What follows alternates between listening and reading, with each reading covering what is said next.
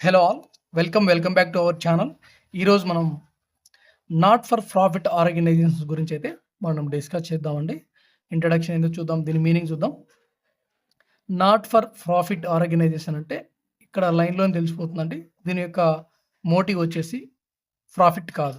Okay, మనకు పైన లైన్‌లోనే తెలిసిపోతుంది కదా! నాట్ ఫర్ ప్రాఫిట్ ఆర్గనైజేషన్ అంటే. సో, ఇది బిజినెస్ కాదనమాట.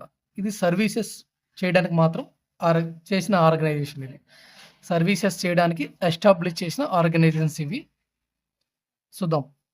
It refers to the organisations that are used for the welfare of the society and set up as charitable institutions. ఈ ఆర్గనైజేషన్స్ ఎందుకు ఎస్టాబ్లిష్ చేస్తారంటే వెల్ఫేర్ ఆఫ్ ద సొసైటీ కోసం ఇవైతే ఈ organisations అనేది ఎస్టాబ్లిష్ చేయడం జరుగుతుంది. మరి ఈ చారిటబుల్ ట్రస్ట్ కూడా ఈ setup as a charitable trust. ఇప్పుడు చారిటబుల్ ట్రస్టులు ఉంటాయి. సో అవి కూడా ఈ నాట్ ఫర్ ప్రాఫిట్ ఆర్గనైజేషన్స్ కోసం అయితే ఇదంతా కూడా సర్వీసెస్ చేయడానికి అయితే ఇవి ఎస్టాబ్లిష్ చేయడం జరుగుతుంది. Which functions without any profit motive. వీటి యొక్క ఫంక్షన్స్ అంటే వీటి యొక్క విధులేంటి, వీటి యొక్క మెయిన్ ఉద్దేశం ఏంటంటే వీటి యొక్క ముఖ్య ఉద్దేశం వచ్చేసి ప్రాఫిట్ అయితే కాదండి. వీటి యొక్క మెయిన్ ఉద్దేశం వచ్చేసి their main objective is to provide services to the specific group or public అండి. వీళ్ళ యొక్క మెయిన్ ఉద్దేశం వచ్చి సర్వీస్ చేయడము.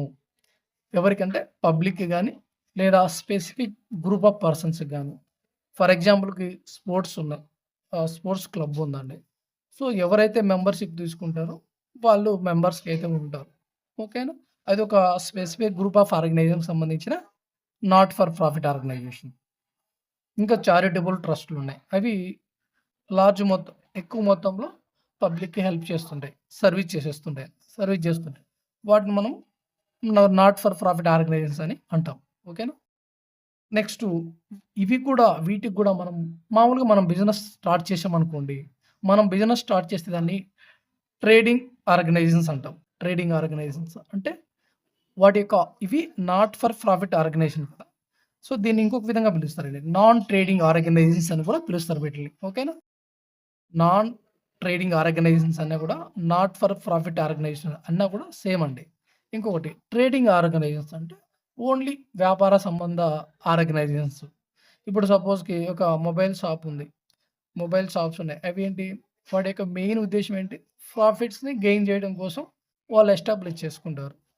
ఇండస్ట్రీస్‌ని గానీ, ఆర్గనైజేషన్స్ గానీ వాళ్ళ యొక్క మెయిన్ ఉద్దేశ్యం ఏంటి? Profit motive. కానీ వీటి యొక్క మెయిన్ ఉద్దేశ్యం సర్వీసెస్ ప్రొవైడ్ చేయడం. ఓకేనా? నెక్స్ట్ అది అండి. దీని యొక్క డిఫరెన్సు. నెక్స్ట్ వీటిలో కూడా మనం ఫైనల్ అకౌంట్స్ అనేది ప్రిపేర్ చేయడం జరుగుతుంది. వీటి యొక్క మనము యాక్చువల్‌గా ట్రేడింగ్ అకౌంట్‌లో ట్రేడింగ్ అకౌంట్‌లో ఏ విధంగా మనం ఫైనల్ అకౌంట్స్ ప్రిపేర్ చేస్తాం? ఫస్ట్ జర్నల్ ఎంట్రీస్ రాస్తాం. తర్వాత లెడ్జర్ అకౌంట్స్ ప్రిపేర్ చేస్తాం. లెడ్జర్స్‌ని మనము ట్రయల్ బ్యాలెన్స్‌లోకి ఫోర్స్ చేస్తాం. ట్రయల్ బ్యాలెన్స్ నుంచి మనం ఫైనల్ అకౌంట్స్ ప్రిపేర్ చేస్తాం. ఫైనల్ అకౌంట్స్‌లో మనం trading account, profit and loss account, ఫైనల్‌గా బ్యాలెన్స్ షీట్ అనేది ప్రిపేర్ చేయడం జరుగుతుంది.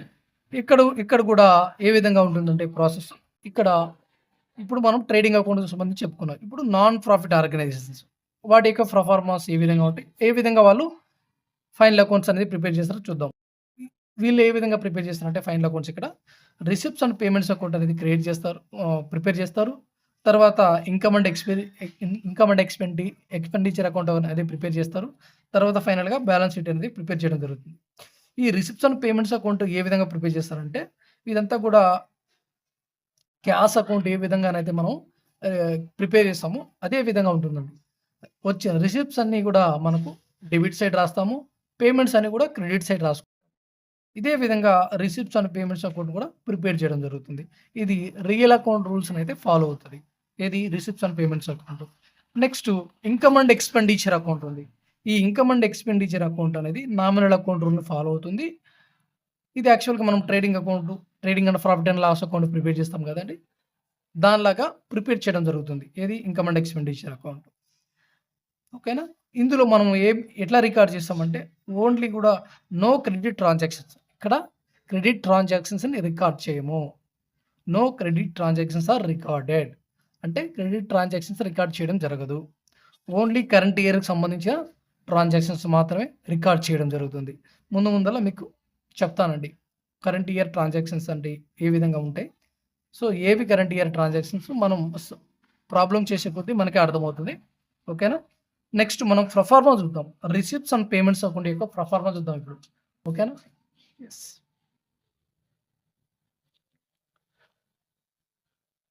ఇక్కడ మనకు వచ్చినట్టన్నీ కూడా రిసిప్ట్స్. మనకి మన ఆర్గనైజేషన్ అయితే ఏదైతే ఉందో దానికి వచ్చినట్టన్నీ కూడా రిసిప్ట్స్. మన ఆర్గనైజేషన్‌లోంచి వెళ్ళిపోయిన పేమెంట్స్‌ని మనము ఈ క్రెడిట్ సైడ్ రాసుకుంటాం. వచ్చిన మనీని డెబిట్ సైడ్ రాసుకుంటాం. ఇది మెయిన్ యొక్క దీని concept. Receipts and payments account concept వచ్చి రిసిప్ట్స్ అన్నీ కూడా డెబిట్ సైడు, పేమెంట్స్ అన్నీ కూడా క్రెడిట్ సైడ్. మనం ఏదైతే ఆర్గనైజేషన్ పేమెంట్ ఎక్స్‌పెన్సెస్ ఉన్నాయో వాటన్నిటిని కూడా మనం క్రెడిట్ సైడ్ రాసుకుంటాము. రిసిప్ట్స్, ఇన్‌కమ్స్ ఏవైతే ఉన్నాయో అవి మనము రిసిప్ట్ సైడ్ రాసుకుంటామండి. ఓకేనా? First one to balance brought down cash or bank. Cash cash cash బుక్‌లో ఓపెనింగ్ బ్యాలెన్స్ ఎంతుంది? బ్యాంక్‌లో ఎంత బ్యాలెన్స్ ఉంది? వీటన్నిటిని కూడా మనం రిసిప్ట్ సైడ్ రికార్డ్ చేస్తాము. నెక్స్ట్ సబ్స్క్రిప్షన్స్ అండి. సబ్స్క్రిప్షన్స్ అంటే చందాలు. ఇవి ఎవరు ఇస్తారంటే ఎవరైతే మెంబర్స్ ఉన్నారో వాళ్ళు పర్ ఇయర్లీ కానీ మంత్లీ కానీ పే చేస్తారు. ఇక్కడ మెంబర్షిప్ అనేది లైఫ్ టైం మెంబర్షిప్ అనేది ఒక్కసారే పేమెంట్ ఉంటుందండి. కానీ సబ్స్క్రిప్షన్స్ అనేటివి హాఫ్ ఇయర్లీ కానీ ఇయర్లీ కానీ ఇవ్వడం జరుగుతుంది. ఓకేనా? ఈ సబ్స్క్రిప్షన్స్ ఎందుకు ఇస్తారంటే మెంబర్స్ ఈ ఆర్గనైజేషన్ అనేది సర్వైవ్ అవ్వాలి ఆర్ కంటిన్యూ అవ్వాలి కాబట్టి వీళ్ళు సబ్స్క్రిప్షన్స్ ఇవ్వడం జరుగుతుంది. ఓకేనా? Next entrance fee. ఎవరైనా ఇప్పుడు స్పోర్ట్స్ క్లబ్ ఉందండి. దాంట్లోకి ఎంట్రన్స్ ఫీ అనేది ఉంటుంది. ఎవరైనా దానికి ఎంటర్ కావాలంటే దానికి మనీ అనేది పే చేసి ఎంట్రన్స్ ఫీ అనేది ఉంటుంది. ఇప్పుడు పార్కులు ఉంటాయి కదండీ, పబ్లిక్ పార్కులు. వాటికి కూడా ఎంట్రన్స్ ఫీ ఉంటుంది. సో, ఇలాంటివి మళ్ళీ పార్కుల యొక్క మెయిన్ ఉద్దేశ్యం ఏంటి? Social service. I mean public service. అందరూ రావచ్చు. ఏదైనా కొంచెం ఆడ కొంచెం కూర్చొని టైమ్ స్పెండ్ చేసి వెళ్ళిపోవచ్చు. సో, ఇదే విధంగా ఏదైనా నాట్ ఫర్ ప్రాఫిట్ ఆర్గనైజేషన్ ఉంటే ఎంట్రన్స్ ఫీ ఉంటే అది మనకు రిసిప్ట్ అవుతుంది. అంటే మనకు వస్తుంది కాబట్టి దాన్ని రిసిప్ట్ అంటాం. ఇంకా జనరల్ డొనేషన్స్. ఎవరైనా మనకు డొనేషన్స్ ఇచ్చారనుకోండి ఆర్గనైజేషన్స్‌కి, అది కూడా మనకు రిసిప్ట్ అవుతుంది. Sale of furniture. మనము మన దగ్గర ఉన్న ఫర్నిచర్‌ని సేల్ చేస్తే అది కూడా రిసిప్ట్ అవుతుంది. Next life membership fee. ఈ లైఫ్ మెంబర్‌షిప్ ఫీ అనేది ఎవరు తీసుకుంటారు? బయట పర్సన్స్ ఎవరైతే ఉన్నారో వాళ్ళు మేము లైఫ్ మెంబర్‌షిప్‌గా ఉండాలి, లైఫ్ టైమ్ మెంబర్‌గా ఉండాలని చెప్పి తీసుకుంటారు. వన్ టైమ్ అనేది పే చేస్తారు. ఇది కూడా మనకు ఆర్గనైజేషన్‌కి మనకు రిసిప్ట్ అవుతుంది. లెగసీస్. ఎవరైనా వీలునామాలో ఎవరైనా చనిపోతూ వీలునామాలో కొంతమంది చనిపోయేవాళ్ళు మా కుటుంబానికి ఇంత చెందుతుంది. ఎవరికైనా ఇవ్వాలనుకుంటే వాళ్ళకి ఇంత చెందుతుందని రాస్తారు కదా! ఈ స్పోర్ట్స్ క్లబ్ కూడా ఒక 2%, 3% నా ఆస్తిలో ఇవ్వండని రాసినారనుకోండి. అది కూడా మనకు రిసిప్ట్ అవుతుంది. దాన్ని లెగసీ అంటారు.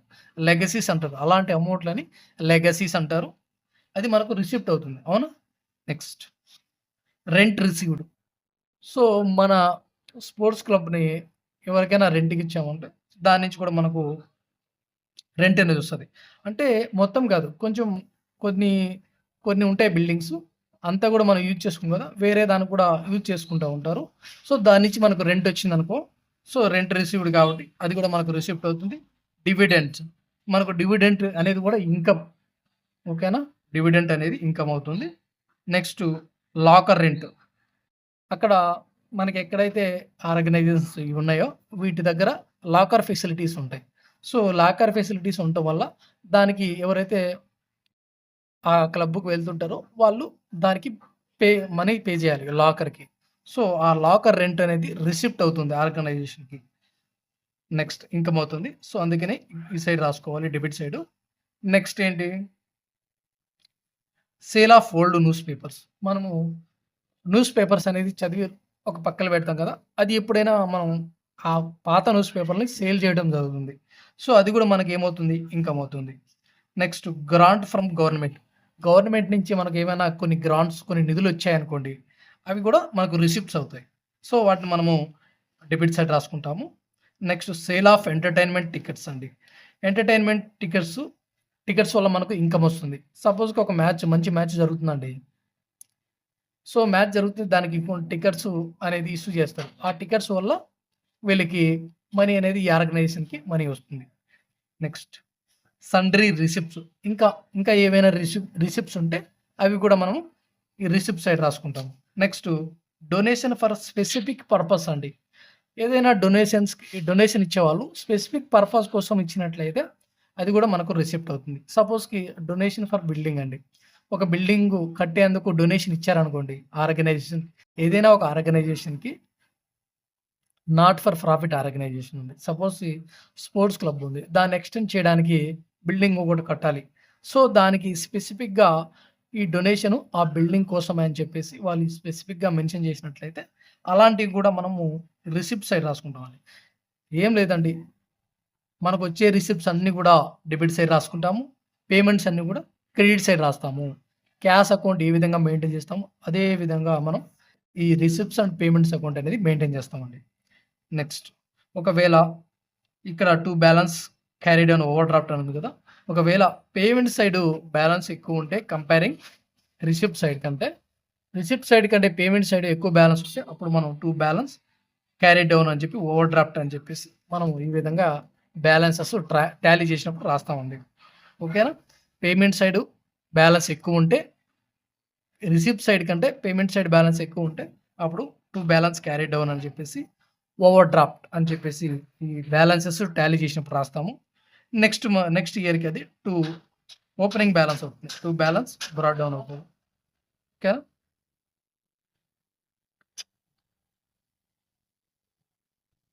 సారీ అండి. ఇది నెక్స్ట్ ఇక్కడ ఎక్కువుంటే నెక్స్ట్ ఇయర్‌కి ఇది బ్యాలెన్స్ బ్రాట్ డౌన్ అవుతుంది. ఎప్పుడైతే రిసిప్ట్స్ పేమెంట్స్ కన్నా ఎక్కువుంటే అప్పుడు మనము ఇక్కడ బై బ్యాలెన్స్ క్యారీ డౌన్ అని చెప్పేసి ఇక్కడ రాస్తాం. ఈ అమౌంట్ నెక్స్ట్ ఇయర్‌కి బ్యాలెన్స్ బ్రాట్ డౌన్‌గా మారుతుందండి. ఓకేనా? ఇది బ్యాలెన్స్ క్యారీ డౌన్ కాదు. ఈ పక్క ఎక్కువ ఉన్నప్పుడు ఇది బ్యాలెన్స్ బ్రాట్ డౌన్‌గా మారుతుంది. చెప్తాను. రిసిప్ట్ సైడ్ ఎక్కువ ఉంటే కంపేరింగ్ పేమెంట్ సైడు మనం ఇక్కడ బై బ్యాలెన్స్ క్యారీ డౌన్ అని చెప్పేసి క్యాష్, బ్యాంక్ అని రాస్తాము. ఇది నెక్స్ట్ ఇయర్‌కి బ్యాలెన్స్ బ్రాట్ డౌన్‌గా మారుతుంది. ఓకేనా? నెక్స్ట్ మనం పేమెంట్ సైడ్ చూద్దాం ఇంకా ఏమున్నాయి. Payment side balance brought down over draft balance ఏదైనా ఉందంటే అది మనము క్రెడిట్ సైడ్ రాసుకోవాల్సి ఉంటుంది. మీ అందరికి తెలుసు కదా! ఓవర్ డ్రాఫ్ట్ బ్యాలెన్స్ అంటే మన దగ్గర ఉండవలసిన బ్యాలెన్స్ కంటే ఎక్కువ. సపోజ్ ఇప్పుడు మనం ఏదైనా ఒక ప్రొడక్ట్ పర్చేజ్ చేస్తే మనకు ఆన్‌లైన్‌లో మన దగ్గర రూ. 1000 ఉందండి. ఆ ప్రొడక్ట్ వాల్యూ వచ్చి 2000 అనుకోండి. సో, మనకు కొంతమందికి బ్యాంకోళ్ళు ఓవర్ డ్రాఫ్ట్ ఫెసిలిటీస్ అనేది ప్రొవైడ్ చేస్తారు. అప్పుడు రూ. 1000 మన దగ్గర ఉంటే వాళ్ళు బ్యాంక్ వాళ్ళు ఇంకొక రూ. 1000 ఇస్తారు. సో, దాంతో మనము ఆ ఐటెమ్‌ని పర్చేజ్ చేయొచ్చు. అది ఓవర్ డ్రాఫ్ట్ ఫెసిలిటీ. మన దగ్గర మనీ లేకున్నా కూడా బ్యాంక్ వాళ్ళు అప్పుగా మనకిస్తారు. సో, అలాంటివి మనం పేమెంట్ సైడ్ రాసుకుంటాం. Next by rent paid. మనము రెంట్ పే చేసామనుకోండి. రెంట్ పే చేసి సపోజ్‌కి మనం ఉన్న బిల్డింగ్ మనది కాదు. సో, మన ఆర్గనైజేషన్ అయితే రన్ చేస్తున్నాం. సో, వాళ్ళకి మనం పేమెంట్ చేయాలి. రెంట్ పే చేయాలి. సో, అది పేమెంట్ అవుతది. అది ఎక్స్‌పెన్సెసే కదా! Next news paper expenses. మనం న్యూస్ పేపర్ రోజు చదువుతా ఉంటాం. దానికి సంబంధించిన expenses. Next salaries and wages. మన ఆర్గనైజేషన్‌లో పనిచేసే వాళ్ళకి సాలరీస్, డైలీ పేమెంట్ వాళ్ళకి వేజెస్ ఇవ్వాలి. అవి కూడా మనకు ఎక్స్‌పెన్సెసే. Furniture purchase. మనం ఏదైనా ఫర్నిచర్ పర్చేజ్ చేస్తే అది కూడా పేమెంట్ కిందకొస్తది. సన్‌డ్రీ ఎక్స్‌పెన్సెస్. ఏదైనా ఇంకా చాలా ఎక్స్‌పెన్సెస్ ఉంటాయి. అవన్నీ కూడా మన ఎక్స్‌పెన్సెస్ పేమెంట్ సైడ్‌కొస్తాయి. Lawn mower purchases. Land mower అంటే గడ్డి ఉంటుంది కదా! గ్రౌండ్‌లో ఆ గడ్డి కట్ చేసే మిషన్ అండి ల్యాండ్ మూవర్ అంటే. ల్యాండ్ మూవర్ అంటే ఆ గడ్డి ఏదైతే కట్ చేస్తుంటదో మిషన్ దాన్ని ల్యాండ్ మూవర్ అంటారు. అది కూడా మనం పర్చేజ్ చేస్తాం. సో, అది మనకేమవుతుంది పేమెంట్ అవుతుంది. By honorarium. ఇవి హానరోరియం అంటే సపోజ్‌కి చిన్న ఎక్స్‌పెన్సెస్ అండి. ఇప్పుడు స్పోర్ట్స్‌లో మనం గిఫ్ట్‌లు ఇస్తుంటాం గదా! ఫస్ట్ ప్రైజ్ వాళ్ళకి చిన్న మెమోంటోలు ఇస్తూ ఉంటాం. చిన్న బొకేలు ఇస్తుంటాం. అలాంటివన్నీ హానరోరియం ఎక్స్‌పెన్సెస్ అని అంటారు వాటిని. Next purchase of investment. ఏదైనా ఇన్వెస్ట్‌మెంట్‌లో మనం పర్చేజ్ చేసామనుకో అది కూడా మనకు పేమెంట్ అవుతుంది.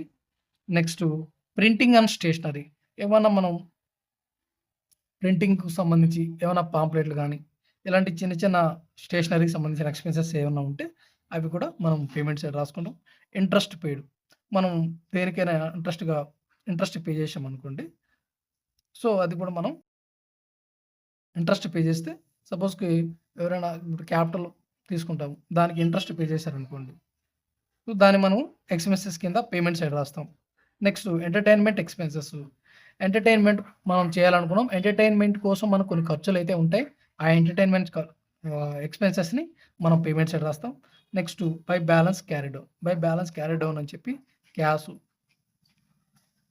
బ్యాంకు. ఇవి ఏ విధంగా అంటే మనం ఈ రెండిటిని టాలీ చేసినప్పుడు రిసిప్ట్ సైడు ఎక్కువున్నప్పుడు బై బ్యాలెన్స్ క్యారీ డౌన్ అని చెప్పి క్యాష్, బ్యాంక్ అని మనం బ్యాలెన్సెస్ అనేది టాలీ చేస్తాం. మనం ప్రాబ్లమ్ చేస్తే మనకు ఇంకా క్లారిటీ వస్తుందండి. ఓకేనా? ఇక్కడ సండ్రీ ఎక్స్‌పెన్సెస్ ఉంది కదా! సండ్రీ ఎక్స్‌పెన్సెస్ అంటే చిన్న చిన్న ఎక్స్‌పెన్సెస్ అండి. స్మాల్ అమౌంట్‌కి సంబంధించిన ఎక్స్‌పెన్సెస్. ఇంకా సండ్రీ స్మాల్ రిసిప్ట్స్ అండి. ఇవేవైనా కూడా మనం రిసిప్ట్ సైడ్ రాసుకుంటాం. Small sundry expenses payment side రాసుకుంటాము. ఇక మనకు ఎవరికైనా ఇంట్రెస్ట్ పే చేసినామంటే అది కూడా మనం పేమెంట్ సైడ్ రాస్తాం. ఇక్కడ మనము బ్యాలెన్సెస్ రెండిటిని టాలీ చేసినప్పుడు receipt side comparing payment side కంటే రిసిప్ట్ సైడ్ ఎక్కువుంటే బై బ్యాలెన్స్ క్యారీ డౌన్ అని చెప్పేసి క్యాష్ ఎంత, బ్యాంక్ ఎంత అనేది మనం ఇక్కడ టాలీ చేస్తామండి ఇవి రెండిటికి. ఒకవేళ పేమెంట్ సైడు రిసిప్ట్ సైడ్ కంటే ఎక్కువుంటే, రిసిప్ట్ సైడ్ కంటే ఎక్కువుంటే అప్పుడు టు బ్యాలెన్స్ క్యారీ డౌన్ అని చెప్పేసి ఓవర్ డ్రాఫ్ట్ అని చెప్పి రాస్తాము. అది నెక్స్ట్ మంత్‌కి గాని, నెక్స్ట్ ఇయర్‌కి గాని బై బ్యాలెన్స్ బ్రాట్ డౌన్‌గా మారిపోతుంది. ఇదే విధంగా బై బ్యాలెన్స్ క్యారీ డౌన్ అని మనకు ఈ పేమెంట్ సైడు టోటల్ చేసినప్పుడు ఇది నెక్స్ట్ ఇయర్‌కి టు బ్యాలెన్స్ బ్రాట్ డౌన్‌గా నెక్స్ట్ మంత్ గాని, నెక్స్ట్ ఇయర్ గాని ఈ విధంగా చూపిస్తా ఉంటారండి. ఓకేనా? సో, ఈ విధంగా మనము రిసిప్ట్స్ అండ్ పేమెంట్స్ అకౌంట్‌కి సంబంధించిన ప్రొఫార్మా చూసాము. నెక్స్ట్ ప్రాబ్లమ్స్ అయితే చూద్దాం. ఓకేనా? ఒకసారి అయితే చూడండి.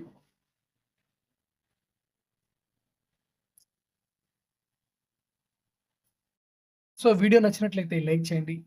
మీ ఫ్రెండ్స్ ఎవరైనా కూడా అకౌంట్స్ బ్యాక్‌గ్రౌండ్ ఉంటే వాళ్ళకి మన వీడియోస్ అనేది షేర్ చేయండి. చాలా యూజ్‌ఫుల్‌గా ఉంటుంది. ఓకేనా? నెక్స్టు మన ఛానెల్ అయితే సబ్స్క్రైబ్ చేసుకొని ఫాలో అవ్వండి. మీరు కామెంట్ చేయండి ఖచ్చితంగా మీకు అర్థమైందా లేదా అని. ఆ కామెంట్స్ నేను చదవడానికైతే రెడీగా ఉన్నాను. ఓకేనా? మీకు అర్థం కాలేదంటే ఇంకొకసారి చెప్తానండి. మీకేమైనా ప్రాబ్లమ్స్ అర్థం కాకపోయినా, అర్థం కాకపోయినా ఓకేనా?